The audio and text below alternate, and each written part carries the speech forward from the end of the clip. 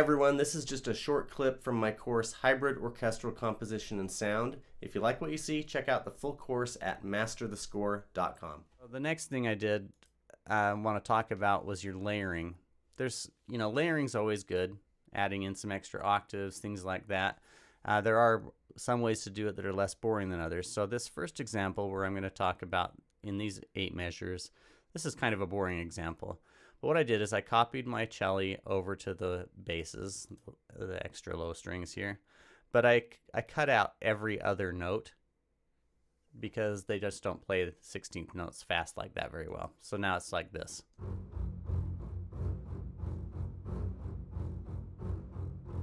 Which is quite boring, but that's okay. I hate to say it, but I'm sure the bass players are used to being bored.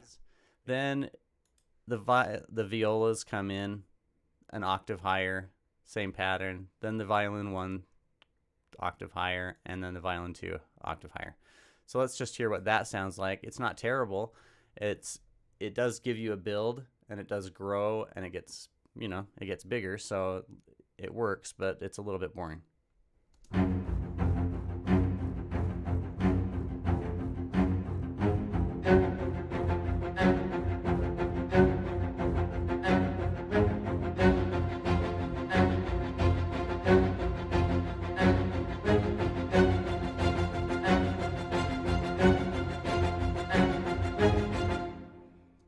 Now, let me just disclaimer here.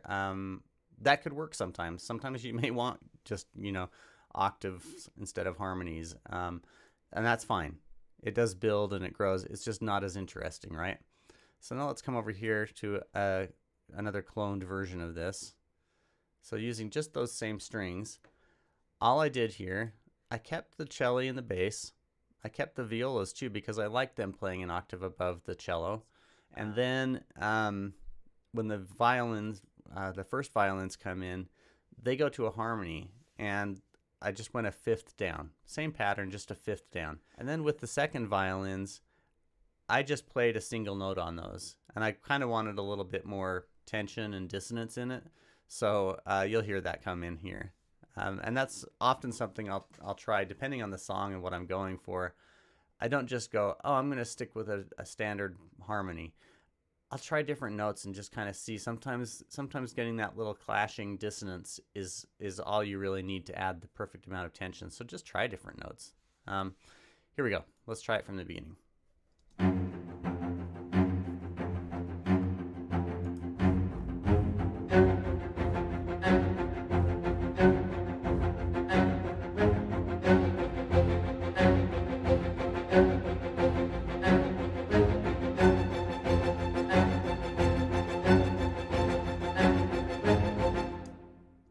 Okay, so you see already that's so much more interesting than the previous example.